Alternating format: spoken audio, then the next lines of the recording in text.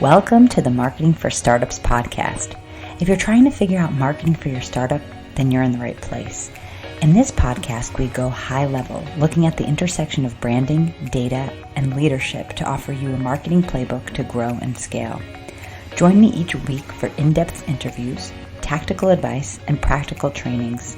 Hi, I'm your host, Victoria Hajar, veteran marketer and startup enthusiast. I promise to bring my experience and curiosity to each episode. Then together, we'll peel back the onion on this ever-changing discipline that is marketing. I'm so happy you're here. Let's dive in. Hello, and welcome to this week's episode. We are talking about leadership. Do you consider yourself a good leader? Actually, do you consider yourself a leader at all? This is the question we're exploring today. And this is going to be a shorty episode, but I want to give you the 5 traits that all startup founders must acquire in order. No, let me start again. Hello, and welcome to this week's episode. Today, we're talking about leadership. So do you consider yourself a good leader? Do you consider yourself a leader at all? Well, today we're going to talk about 5 traits of a great startup leader and things that you can implement and do today.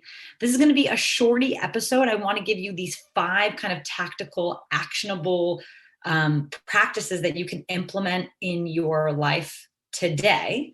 That's going to help maybe shift a little bit your mindset on how you show up in your business and with your team if you have one. So let's dive right into it. I first want to share a little bit about why is leadership so important. It's something I'm super passionate about because I've worked with startups my whole entire career. And one thing I could say about founders, you guys, you're a mixed bag.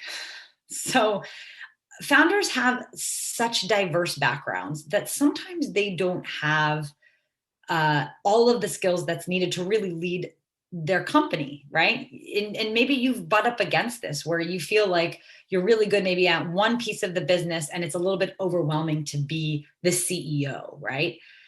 But listen, I want you to rest assured that leaders, they're not born, right? It's this idea of like the born leader. It is not true. There's a certain set of practices that you can implement in your life and business that's going to help you train to be a better leader. I've done this myself. Like I'm always like a pretty outgoing person, like a pretty outgoing kid, right? But and adult. And so I assumed that I would be a great manager and a great leader. And as I started leading teams and working with different people around the world, I discovered that, just because I was outgoing did not mean that I was a good leader. There's a lot of things that I had to learn and practices that I had to change in my life and in myself that's actually developed me into a better leader. And I'm not saying that I'm the best leader, but at least I feel like I'm moving in a direction where every week that passes, every month, every year, I believe that I'm getting better and better on not just like being a leader so people like working with me, but being a leader so I get the most out of the people that I work with. Okay. And that's sort of where I want to focus on for you. Even if you don't have these visions of being this like leader on the top of the hill, think of it in the sense of like a good leader is going to get the most out of their people, and their people are going to be happy to work with you and happy to be building with you.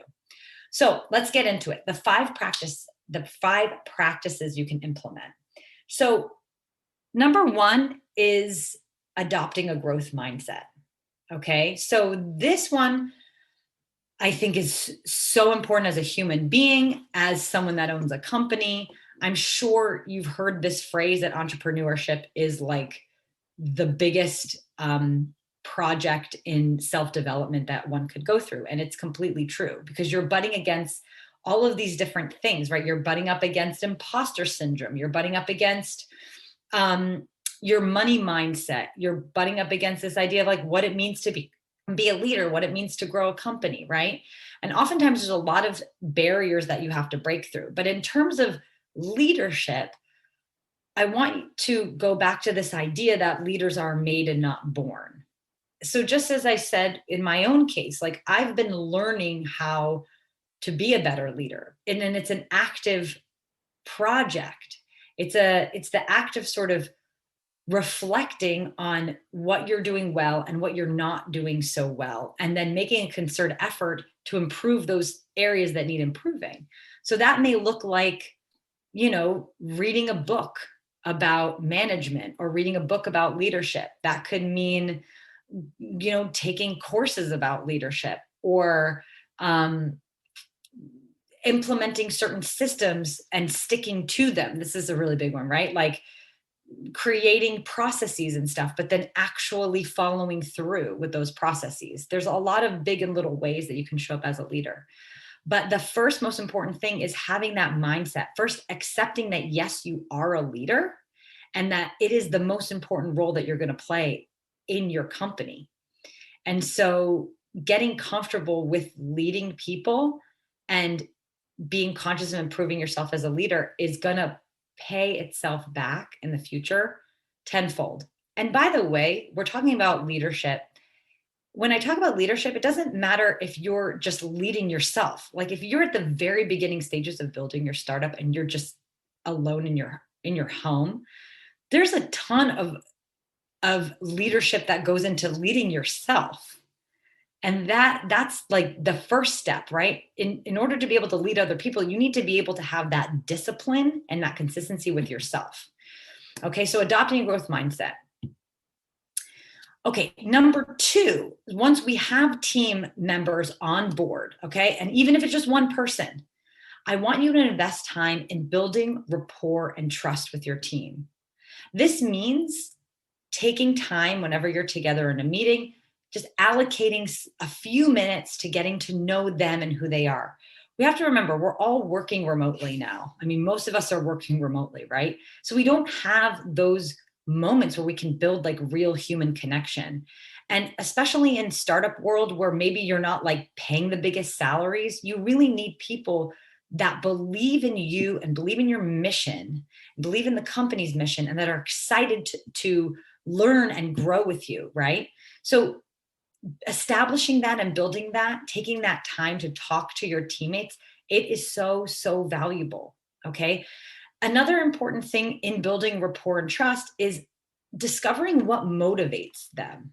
Like talk about their lives, the values that they have, what are the visions they have for their future.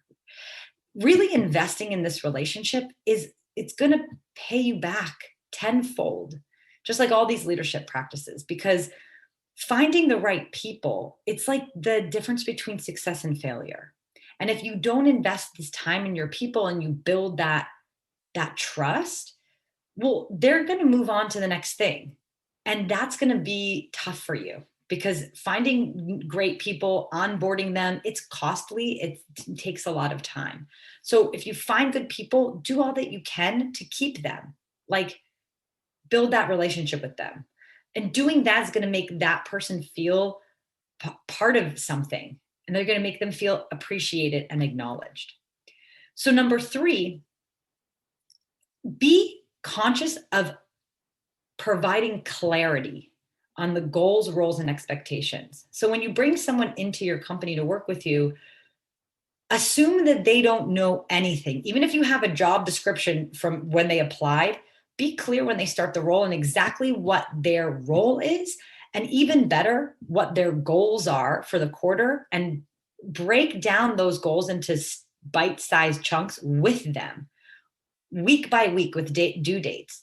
You want those people understanding like exactly what they should be working on at all times. That's going to help set expectations for them.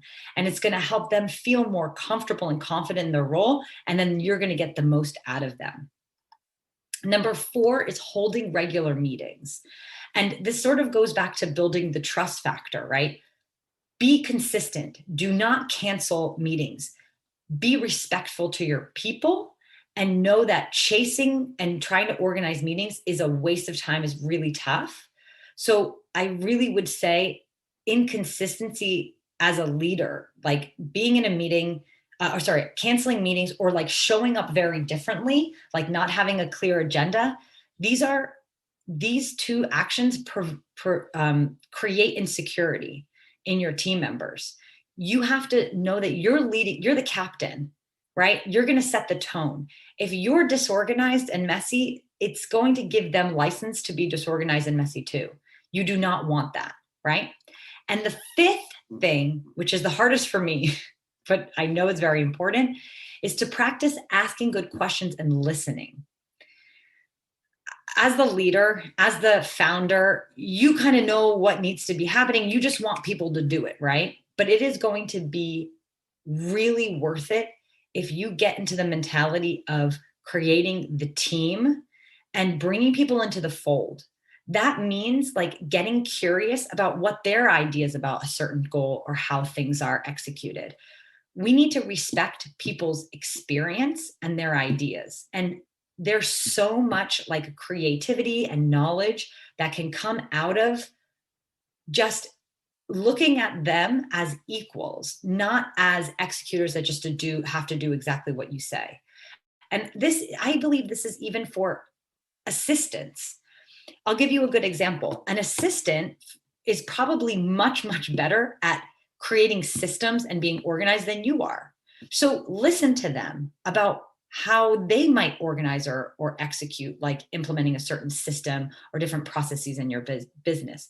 They would have they could have some really good feedback. And even more so, even an assistant level could have some good ideas or feedback about your social media or about a sales page or whatever. Like, again, you don't want to take everyone's like ideas and immediately change what you're doing. But there is something so valuable and special about just like listening to what other people's ideas are and giving them the space to express like themselves in their role, because it's going to help them feel just like a part of what you're doing, but also a lot of really good creative ideas can come out of it. So just to recap, these are the 5 practices for first-time leaders that I think that you can implement right away, right? And again, a team could be leading 1, could be leading 10, could be just leading yourself. So you can do a lot of these things. You can even you can pivot them a little bit. Like, for example, clarifying goals and roles and expectations. Even if you're working by yourself, you can and should write down what is your role exactly? Where's your highest power on what you're doing, right? And what are the goals that you have for yourself? So anyway, to recap, number 1, adopting a growth mindset, so important. Number 2, investing time in building rapport and trust with your team. If you're working alone, doing that, building rapport and trust with yourself looks like creating a plan and sticking to it. If you create a plan and stick to it, you're going to build confidence in yourself. You're going to build trust in yourself that you can do it. So it's really worth paying attention to if you're leading yourself. Number 3, clarifying goals, roles, and expectations for yourself. Number 4, holding regular meetings. Even if you're alone, make sure Monday is the date with yourself where you're going to look at your goals. You're going to look at your scorecard, review the data, no fail, same time every week, right? It's going to build trust, that consistency, and also be very helpful for you to be focused on those most important metrics and most important goals. And last but not least, practice asking good questions and listening. So if you're by yourself, just practice asking good questions and be thoughtful. Be thoughtful about understanding what's going on in your business and try to get that next layer of asking why. Why is that happening? Why didn't we reach that goal, etc.? And then you can go do the research to try to uncover the answers. So that's it for today. Want to remind you, free resource on the website, uglyventures.com/go-to-market, all one word, GOTOMARKET. You can grab your free go-to-market strategy checklist, which is a really great resource, has me on video there explaining like how to build your go-to-market strategy, which lots of great resources like links to other videos and other podcast episodes. So you can grab that totally free, ugliventures.com/go-to-market. See you back here next week. Thanks for checking in and keep going. I know you got this. See you next week. You did it. You made it to the end of the episode. Thanks for sticking around with me and listening all the way to the end. I really appreciate you as an audience member, and I hope that you found this helpful. If you did like this episode, it would mean so much to me if you subscribed, if you rate and review this podcast. It helps other people know that this podcast has something worth saying. It also would be super awesome if you could take a screenshot and share on Instagram and tag me at Ugly Ventures, UGLI Ventures, VENTURES. I am always so appreciative to hear from you, and I hope to see you back here next week on the Marketing for Startups podcast.